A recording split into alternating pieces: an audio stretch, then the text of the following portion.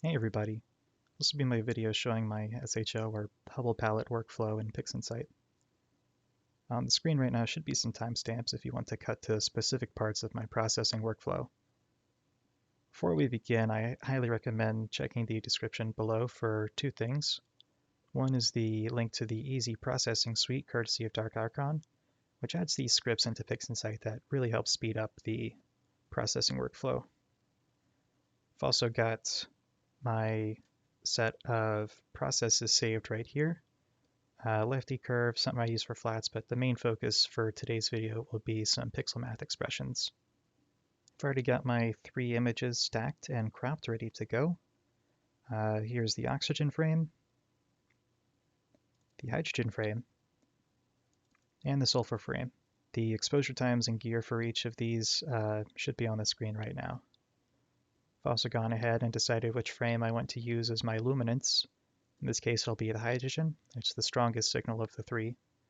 But for certain targets, you may want to create a superluminance channel if the signals are pretty strong between the different channels. I usually just do this by throwing everything into image integration and letting it stack. Also, for the sake of this video, I have decided not to drizzle my data. Usually I do drizzle my data just to get that extra bit of resolution and different noise profile, but to speed up the processing time, this is undrizzled data. And this has already been cropped using dynamic crop. So moving into linear processing, the first thing we'll want to tackle is background extraction. Now for some images where the nebula is fairly condensed into one part of the image, you can simply use a dynamic background extraction. However, for an image like this where you have nebulosity everywhere, there's not really any good spots to place those DBE points.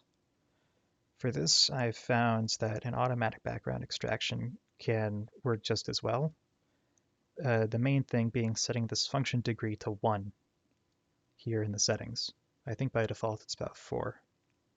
I've also set it to subtraction, discard the background model, and replace the target image, just so we don't clutter up the workspace.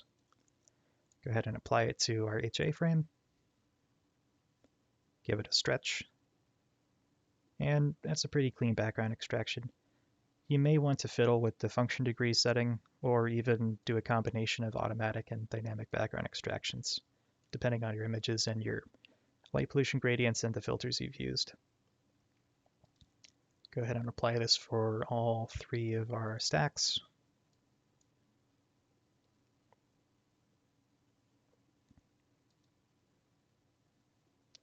And that looks good. Now, believe it or not, that's actually the end of it for our linear O3 and S2 processing. I tend to focus all my efforts on making the luminance channel look as good as possible, since the other 2 channels will just be there for color detail. Start by making a preview around one of the more interesting parts of the nebula where there's some good signal, because the next step is going to be deconvolution. So you can make a preview there, and probably also around one of these guys. And we can start with the easy decon script. It gives you this warning every time because it's just in case. And we'll load up the HA frame. Let's make this nice and big. And we can go ahead and create a new process star mask. This utilizes the StarNet++ process in PixInsight.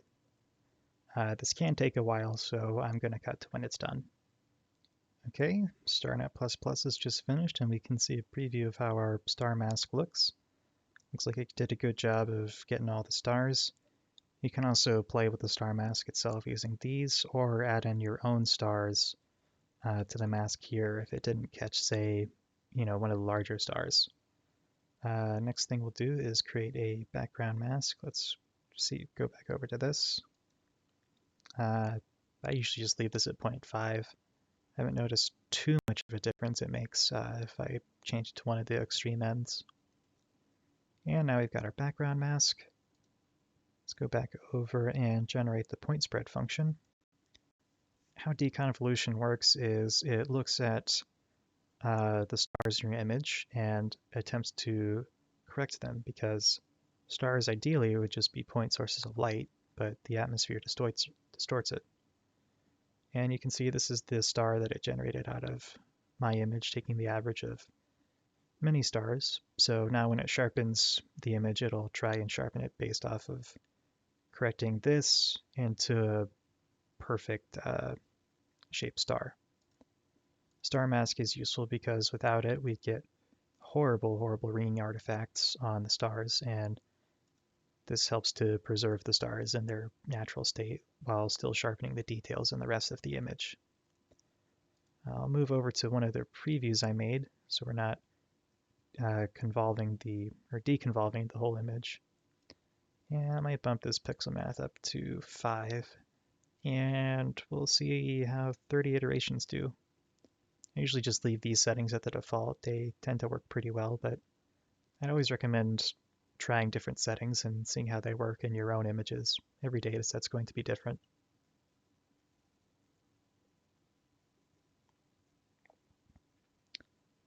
And now we can see the sharpened result. We compare it to the previous. I'm not sure how well the YouTube compression will show this, but the Decon Run 1 is definitely sharper. Let's see how it looks on the second preview.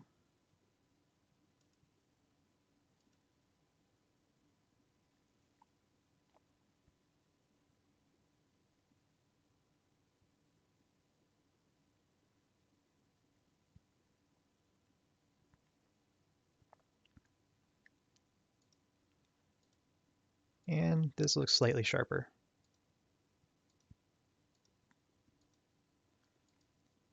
If you want, you can try increasing the decon iterations, or if you notice some ringing around some of the stars, you can always increase the pixel math iterations or go back to messing with your star mask.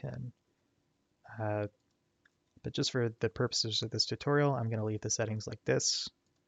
Go back to the HA frame and run easy decon.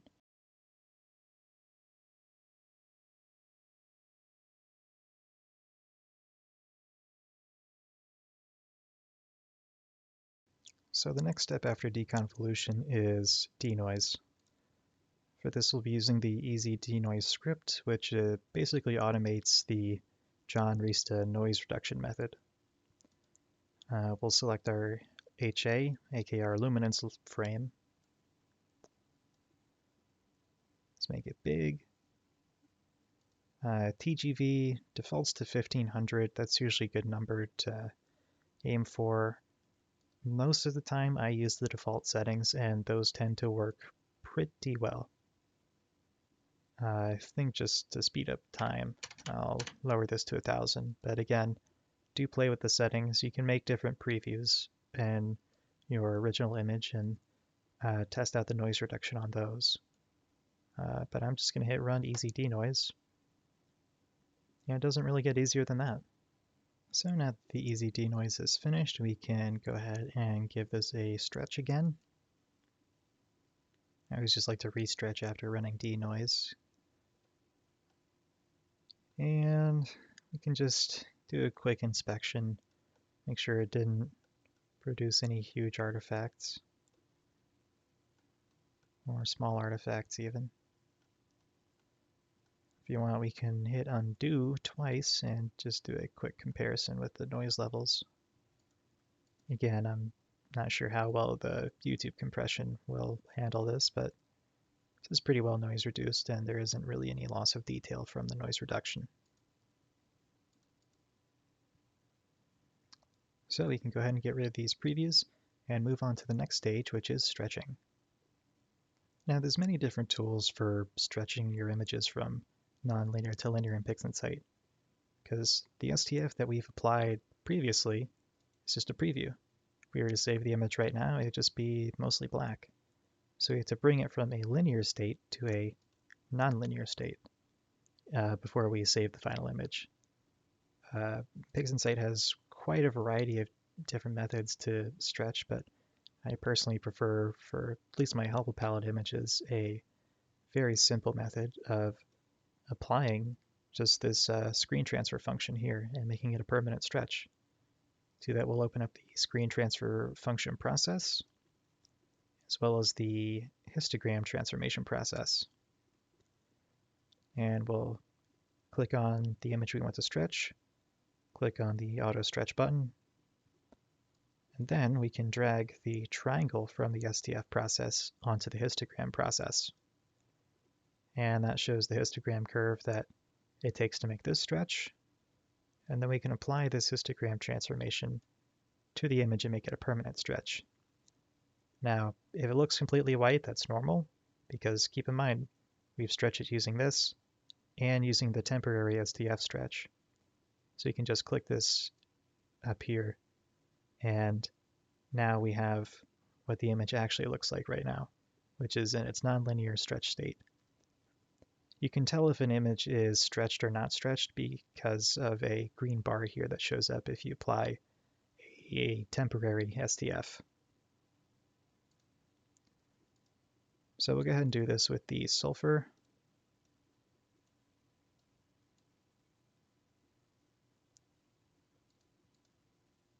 And oxygen channels.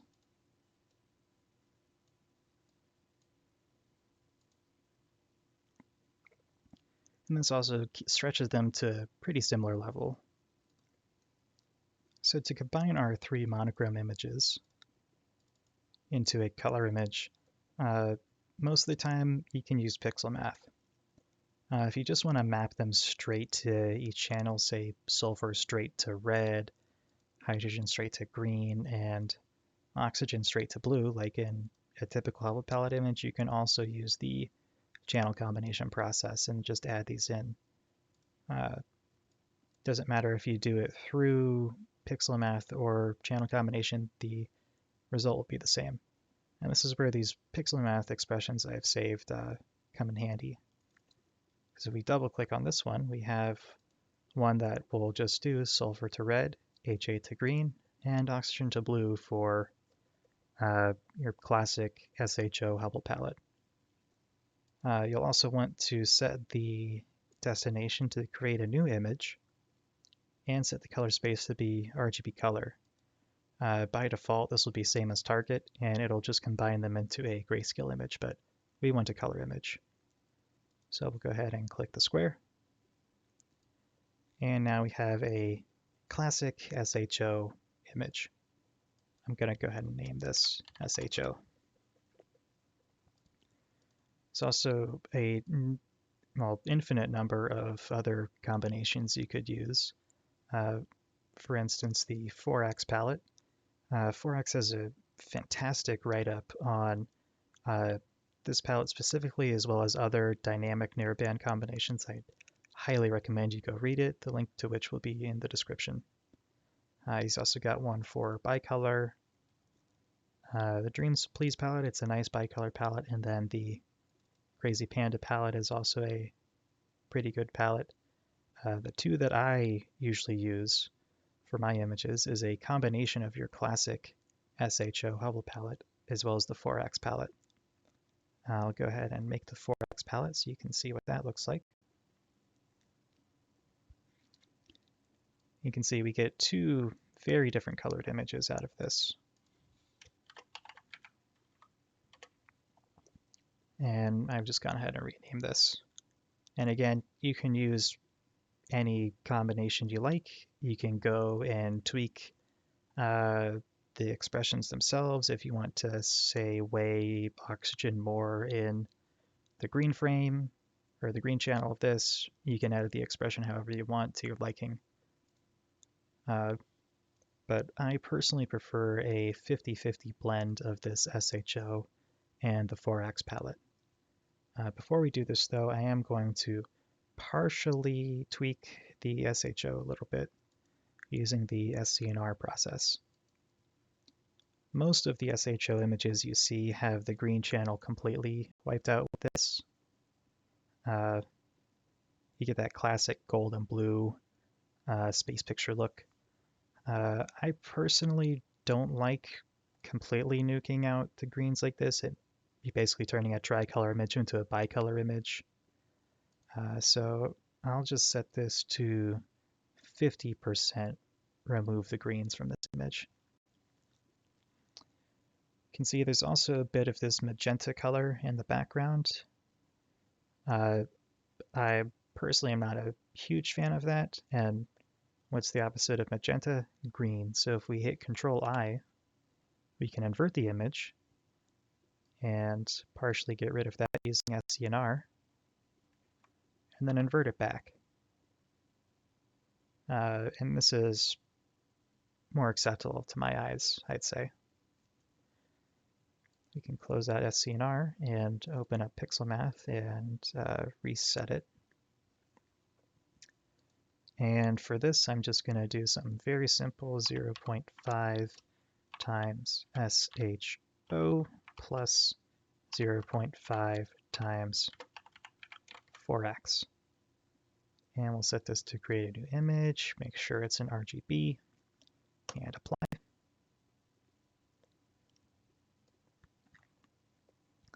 And now we're getting to something that's a little more towards my tastes. You can obviously edit this expression however you want, if you want to weigh it more towards SHO, or if you want to do something different entirely. So now that we have all of our channels combined, it's time to move on to nonlinear processing. The first step we're going to do is add in our luminance channel, in this case it's going to be the HA, into our color image, and this is what's really going to make it pop. So we'll go over to the LRGB combination process. We can uncheck the RGB channels and add in HA for luminance. I also like to turn the saturation slider down a little bit. With this slider, a lower number means you'll end up with a more saturated image. And the important thing also with this is to turn on chrominance noise reduction. This helps reduce a lot of the chrominance noise that's present. So we can just go ahead and apply this. And we can see how much of a difference that made, and it really helped make that nebulosity pop if we go back and forth. And we can even zoom in and see how it helped with the chrominance noise. Again, I'm not sure how well the compression will handle this, but chrominance noise is pretty much gone. You can always tweak these parameters a little bit to your liking if it, completely gets rid of the color in some of your smaller stars, or if it doesn't cover any large-scale chrominance noise, you can always adjust the parameters to your liking, but this is some pretty good detail. I'll zoom in on these darker structures up here. Step before and after. Well, I had already recorded most of this next segment, but some clouds decided I shouldn't be imaging Abell 33 tonight, so now I get to do it all over again. Anyway, the next part of this is curves. We can go to the curves transformation process, and this is probably where I spend most of my time when I'm working on an image, in the nonlinear state at least. You can open up the real-time preview. This is super useful for seeing your changes that you're making in real time. And I usually like to start off with a simple S-curve on the RGBK components. And you can use this little circle button here to preview back and forth between your changes. Just helps add a little bit of contrast. And I'll also give it a slight saturation bump, as well as some hue curves. With the hue curves, really, like, my advice for pretty much everything in this video is just play around. Colors are a very subjective thing, and it's a false color image. You can go nuts with it. This is just the look that I particularly like that I'm showing you guys, but feel free to do whatever you want. I think that will look good for the first bit of curves. You can go ahead and apply that. And reset the curves. Now, one thing that I want to try to do is take this orange nebulosity and make it a bit more red. And you can do that by just clicking in the bottom corner of the curves and dragging it down. But it's very easy to overdo it. One thing that helps is checking the linear interpolation box on curves, and that changes it from a smooth curve to a very harsh curve, and we can use that to just isolate that orange area. So all this other color range is unaffected. And it's done a pretty good job at making it a bit more red. You can even zoom in and finely adjust it.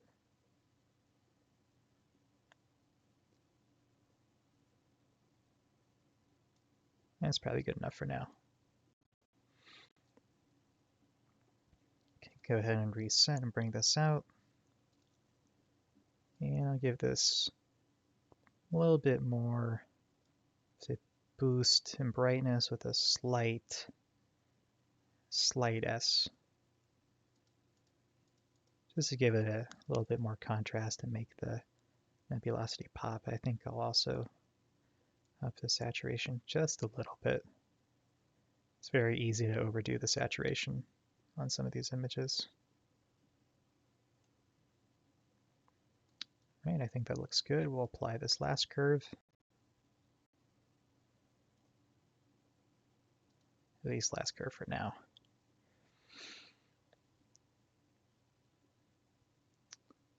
And I don't know, it might be a little bit too green.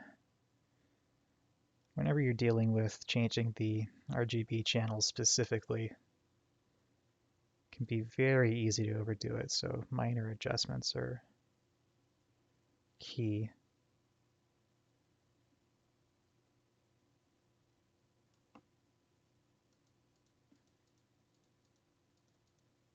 Yeah, I'll just bring the greens back a tad.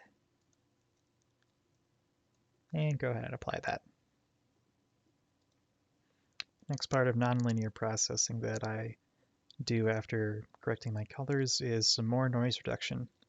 Even though we already did the easy denoise in the linear phase, there's still a bit of noise that can get cleared up in the nonlinear phase. For this, I'll go ahead and use ACDNR. But first we will want to make a mask. So I have this RGB working space process already made. I think by default these are just some kind of random numbers, but we want to set these all to 1 and apply it globally. Because now we can extract a luminance layer from this. And setting all those to 1 will weigh the channels equally. So I'll go ahead and rename this ACDNR. And this will be our mask for the ACDNR noise reduction. We want to tweak the mask a little bit first. We'll go into histogram transformation, set the low range to about, or negative 0.5 and the high range to 1.5. And we'll shift this midtone pointer here so that the peak of the histogram lines up at the 50% mark. Once we've done that, we can apply it and then apply the mask and Control-Shift-I to invert it. Oh fuck, I accidentally inverted the whole image. Yeah, Control-Shift-I, not Control-I. That way we are noise reducing the low signal areas more and keeping the high signal areas more preserved. And for ACDNR, I'll take this lightness mask box. 2 usually works well with my images, and do the same for chrominance noise, and that usually does a good job. You can always play around with settings, make preview boxes. Just see what works best with your data.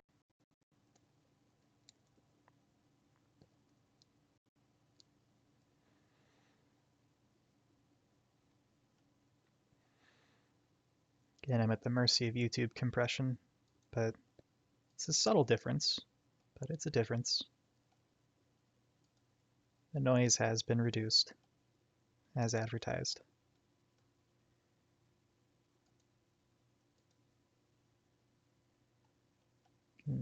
Look over here even.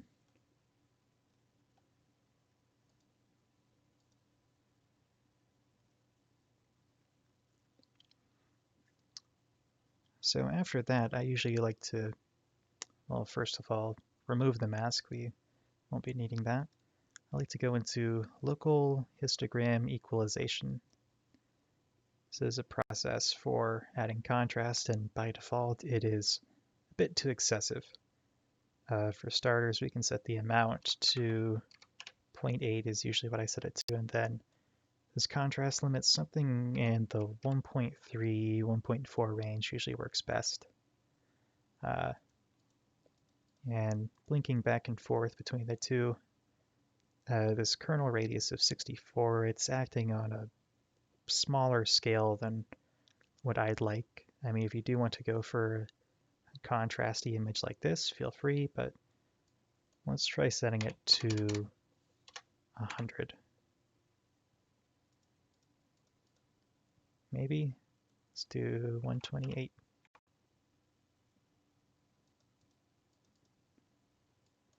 Or 150. Usually a more subtle look, in my opinion, can look better with this, but it's best just to play around with settings.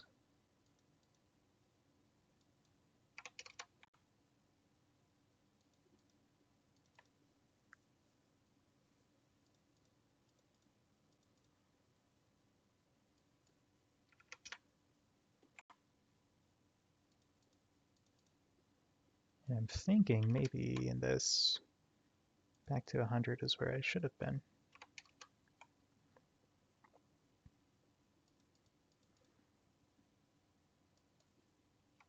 Might even drop this to 1.2 so it's less aggressive.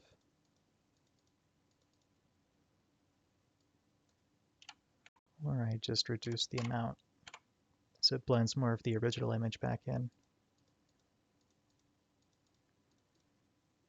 I think I'll go with this. Again, play around with it. Anyways, after local histogram equalization, I like to do dark structure enhance. It's not a process, it's a script, and it is under the Utilities tab. And there's not very many settings to fiddle with here. I think the amount will be the main thing. 40 by default is pretty good. Sometimes that can be a little bit strong. 30 might be good for this image.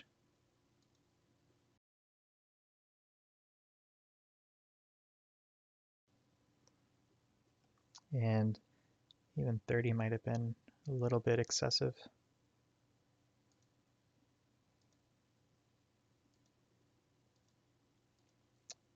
Yeah. Let's try doing this with maybe even something in the teens.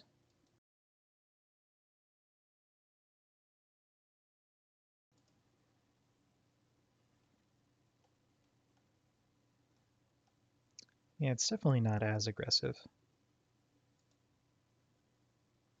I think just for the tutorial purposes, I'll leave it at that.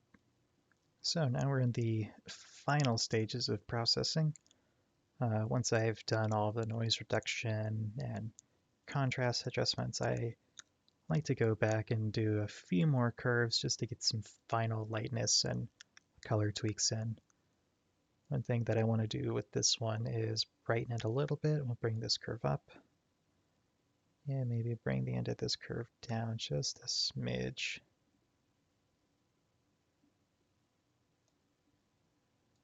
You can compare. Yeah, I think looks good.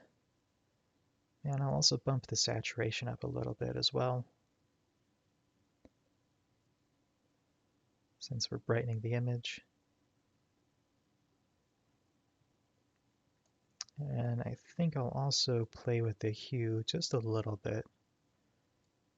Bring this up. You can see it's making this blue area a bit deeper of a blue.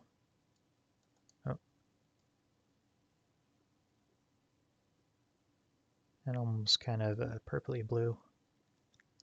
I think I'll try to bring this curve down a teeny bit. And we can compare the before and after of this curve. But, you know, just iterate, try a bunch of things, see what works well. I'm going to leave it at that and apply it.